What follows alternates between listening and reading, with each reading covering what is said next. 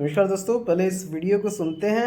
मैं जप में नाम तप में नाम व्रत उपवास में। सुना आपने? रामपाल जी महाराज कहते हैं कि नाम है जप में, नाम है तप में, ना एकांत निवास में। वाणी तो बिल्कुल सही है भाई। परमात्मा कह रहे हैं, कबीर साहिब कह रहे हैं कि नाम है जप में कि वो जप से भी नहीं मिलेगा, और नाम है तप में वो तप से भी नहीं मिलेगा। अब जरा रामपाल जी की दूसरी ऑडियो सुनते हैं। उसने सरपुरुष ने अलग से स्थान प्राप्त करने के लिए तपस्या शुरू कर दी। जब यहाँ के 70 युग तक उसने तप कर लिया, तब परमात्मा ने पूछा सत्य पुरुष ने कि सरपुरुष आप क्या मांगते हो, क्यों तपस्या कर रहे हो? तब उसने कहा कि भगवान आप तो अंतर्यामी हैं, आपको सब मालूम है, फिर भी मैं अपनी अर्ज लगाता हूँ। ये परमात्मा ने सतपुरुष ने कहा कि आपको एक ही प्रमाण देता हूँ, बात बने। इसने फिर तपस्या शुरू की, क्योंकि सारा कुछ वो कुल मालिक है जिसके आगे सभी भिखारी हैं। तो इस ज्योत स्वरूपी निरंजन अर्थात सरपुरुष ने, काल ने फिर से तपस्या की और 70 युग जब तप कर लिया, जो परमात्मा ने पूछा भी क्या मांग रहा है तू, अब इसने कहा कि सुन लिया ना भाई? अब बताओ क्या ही कहा जा सकता है ऐसो को। अब रामपाल जी महाराज खुद ही बताएं भैया, जेल से बाहर आके कि कौन सी बात सही है तुम्हारी।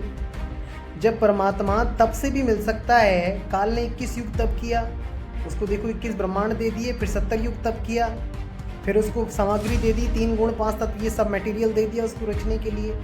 कैसे दिया? उसने जाप तो जपा नहीं, उसने तप किया, और सतलोक में ही तप किया। और सतलोक में तप करने के बाद भी वो परमात्मा प्रसन्न हो गया। देखो जरा।